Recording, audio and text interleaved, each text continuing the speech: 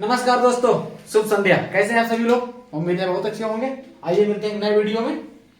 आज का नया टॉपिक, नए वीडियो में मैंने टॉपिक लिया है लेटेस्ट। साथियों, हम सभी लोग जानते हैं कि जैसे हमारे देश के लोकतंत्र का सबसे बड़ा महापर्व लोकसभा सामान्य निर्वाचन 2024, जिसकी घोषणा कल भारतीय निर्वाचन आयोग द्वारा कर दी गई है। ये हमारे देश का सबसे बड़ा लोकतंत्र का त्योहार है। इसमें हम सभी को चढ़ बढ़ कर हिस्सा लेना है, आचार संहिता का पालन करना है, किसी प्रकार की अफवाह नहीं फैलानी है, कोई भी सामग्री व्हाट्सएप पे, सोशल मीडिया पे शेयर नहीं करनी है जिससे हमारी कानून व्यवस्था में गड़बड़ उत्पन्न हो, हम किसी समस्या का सामना करना पड़े हमें। हम सभी लोग ध्यान रखेंगे।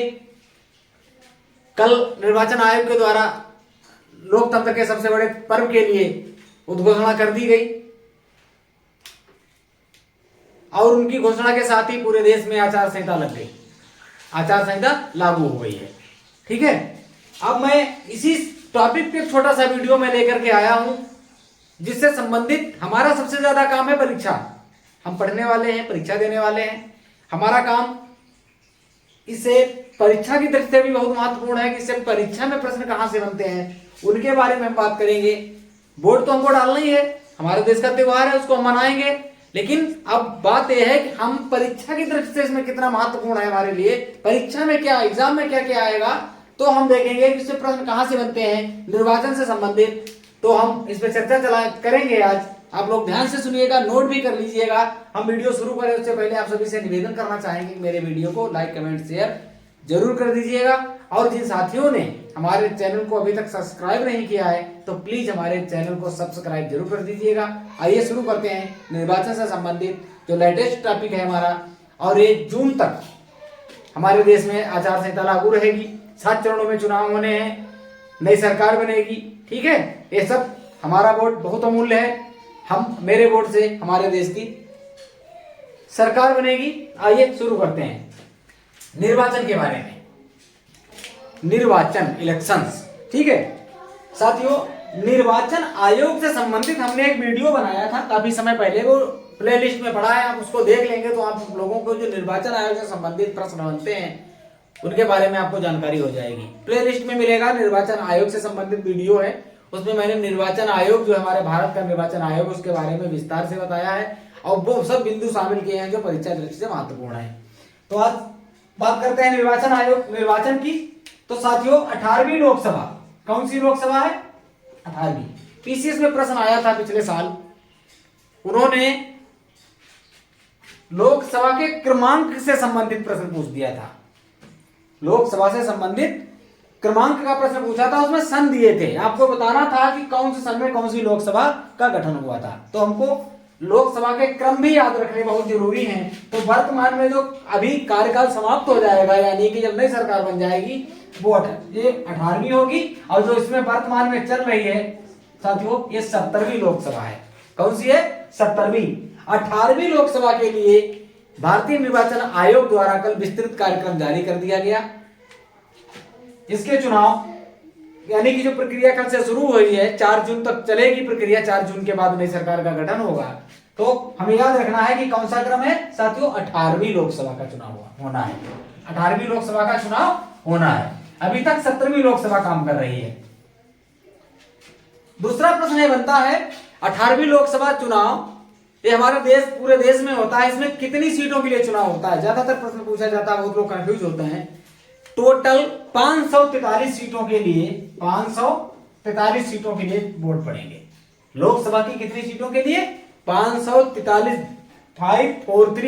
543 सीट के लिए वोट पड़ेंगे। और टोटल स्ट्रेंथ जो है वो 545 है। इसमें से 2 मेंबर एंग्लो इंडियन के चुने जाते थे, यानी वो मनोनीत किए जाते थे। लेकिन थोड़े दिन पहले सरकार ने इस व्यवस्था को खत्म कर दिया है। अब कोई भी कैंडिडेट एंग्लो इंडियन का चुना मनोनयन नहीं होता है। तो हमारे यहाँ कितनी सीटों के लिए चुनाव होगा? 543। 2 क्वेश्चन हो गए। 18वीं लोकसभा टोटल 545 सीटें।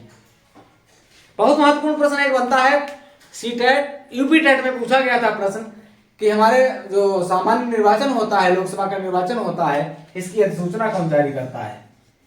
इसकी अधिसूचना कौन जारी करता है? तो साथियों, इसकी अधिसूचना भारत का राष्ट्रपति जारी करता है। कौन जारी करता है?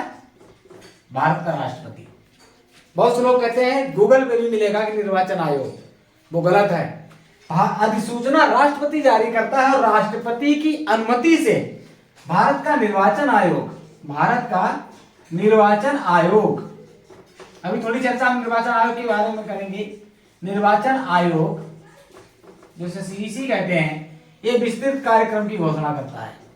विस्तृत कार्यक्रम की घोषणा करता है। संवाददाता सम्मेलन बुलाया जाता है, पत्रकार बुलाए जाते हैं, उसमें विस्तृत कार्यक्रम की घोषणा निर्वाचन आयोग राष्ट्रपति की अनुमति से करता है। अधिसूचना राष्ट्रपति ही जारी करता है। कभी भी कोई प्रश्न इस संबंध में आता है तो उसकी अधिसूचना राष्ट्रपति ही लगाएंगे हम लोग। ठीक है, तो राष्ट्रपति की बात हो गई। बेटा कपड़ा दो। राष्ट्रपति जारी करता है, तो उसी के अनुसार कल निर्वाचन आयोग ने विस्तृत कार्यक्रम जारी कर दिया है। आगे बढ़ते हैं। अधिसूचना के संबंध में प्रश्न हो गया, कितनी सीटें हैं? 18वीं लोकसभा है, बता दिया। 545 सीटों के लिए चुनाव होता है। हम बात करते हैं थोड़ी निर्वाचन आयोग की संवैधानिकता के बारे में। संवैधानिक प्रावधान क्या क्या है? तो जो निर्वाचन कराता है, निर्वाचन कराने का मुख्य कार्य निर्वाचन आयोग का है।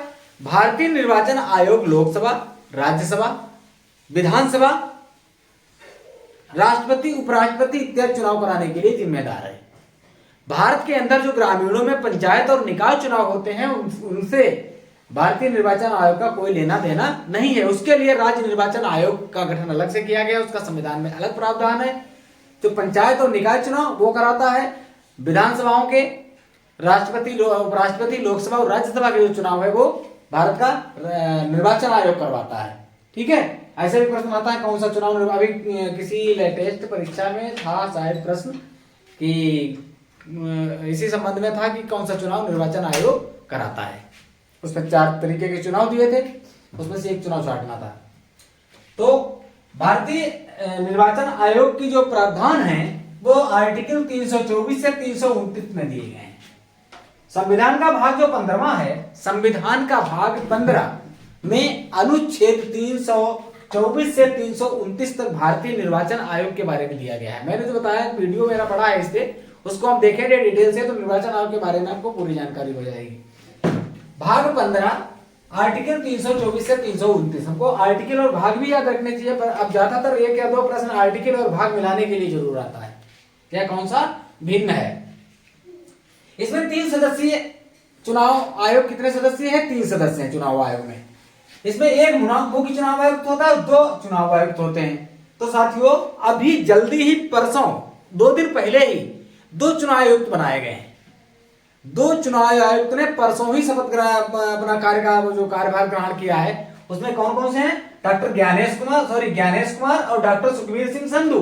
ये दोनों क्या हैं? ये चुनाव आयुक्त हैं और लेटेस्ट हैं। इन्होंने परसों यानी आज से 2 दिन पहले ही चुनाव कार्यालय में अपने चुनाव आयुक्त के पद का कार्यभार ग्रहण किया है। इससे पहले इनकी जगह पर जो 2 लोग थे, डॉक्टर अनूप चंद्र पांडे वो रिटायर हो गए और अरुण गोयल ने इस्तीफा दे दिया था, तो सीट खाली थी दोनों। तो परसों ही इन्होंने कार्यभार ग्रहण किया और कल चुनाव की घोषणा कर दी गई। इसके मुख्य चुनाव आयुक्त भारत में राजीव कुमार हैं। क्रमांक पूछ दिया जाता है, इनका क्रम कौन सा है साथियों? तो इनका क्रम 25वां है। कौन सा क्रम है? 25वें क्रम के हैं। कौन है? राजीव कुमार है, ज्ञानेश कुमार और डॉक्टर सुखबीर सिंह संधू 2 चुनाव आयुक्त है, टोटल 3।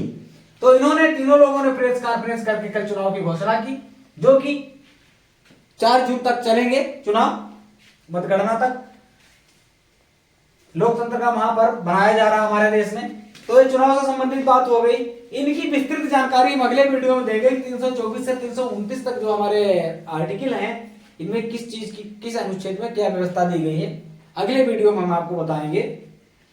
इसमें मुख्य चीज यही हो गई कि सीटें कितनी हैं, अधिसूचना कौन जारी करता है, ठीक है, और कितने, उसके बाद अधिसूचना की बात हो गई, टोटल सीट कितनी हो गई। एक बात मैं और करना चाहूंगा कि वर्तमान में भारत में राष्ट्रीय पार्टियां कितनी हैं। मैंने एक वीडियो बनाया है, उसमें आप देख सकते हैं, हमारे प्लेलिस्ट में मिल जाएगा आपको। फिर भी मैं उसको रिवाइज करता हूं। इसमें वर्तमान में केवल 6 पार्टियां जो है वो राष्ट्रीय पार्टियों का दर्जा प्राप्त है। हमारे देश में केवल 6 पार्टियां ऐसी हैं जिनको राष्ट्रीय पार्टी का दर्जा मिला हुआ है। कौन कौन सी है? एक तो बीजेपी है, भारतीय जनता पार्टी, एक कांग्रेस है, एक भारतीय कम्युनिस्ट पार्टी मार्क्सवादी है, एक बीएसपी है, एक नेशनल पीपुल्स पार्टी है और आम आदमी पार्टी। इसको भी साथियों राष्ट्रीय पार्टी का दर्जा मिल गया है। अभी थोड़े दिन पहले ही सबसे लेटेस्ट पार्टी यही है जिसको आम आदमी पार्टी है, जिसको राष्ट्रीय पार्टी का दर्जा दिया गया है। तो निर्वाचन से संबंधित हमारी समझ से और ज्यादा कोई बिंदु नहीं है। एक प्रश्न और ज्यादा पूछा, वोट डालने का अधिकार कैसा अधिकार है?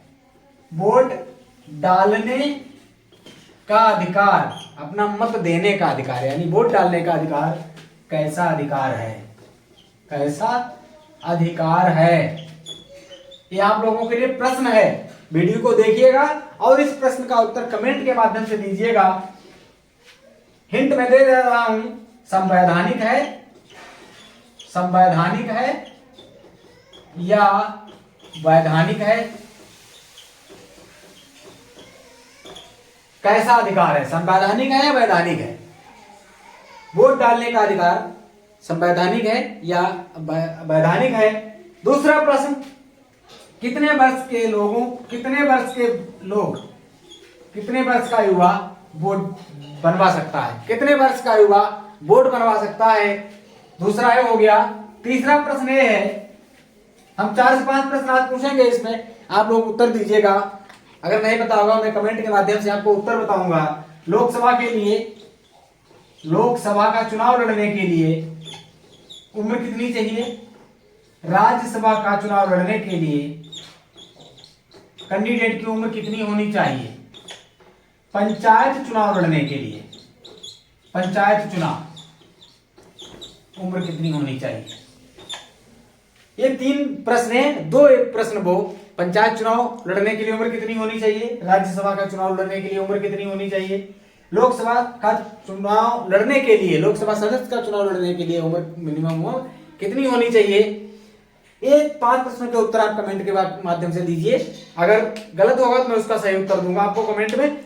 मिलते हैं अगले वीडियो में। मैं और भी अब संविधान से संबंधित, निर्वाचन आयोग से संबंधित, चुनाव से संबंधित जो भी फैक्ट हमें मिलेंगे अभी मैं सर्च करूंगा, कल तक सर्च करूंगा। अगला वीडियो फिर चुनाव से संबंधित ही बनाऊंगा और आप लोगों को जो भी परीक्षा में प्रश्न पूछे जाते हैं चुनाव से संबंधित, वादा करता हूं कि उसमें एक भी प्रश्न गलत नहीं होगा। बशर्ते आप मेरे वीडियो को देख लीजिएगा और इससे मुख्य बिंदुओं को नोट कर लीजिएगा। देखिए मेरी वीडियो को, फिर कमेंट के माध्यम से बताइए कि कैसा लगा आपको मेरा वीडियो। मिलते हैं अगले वीडियो में, तब तक के लिए मेरे वीडियो को लाइक कमेंट शेयर करना ना भूलें। तब तक के लिए जय हिंद।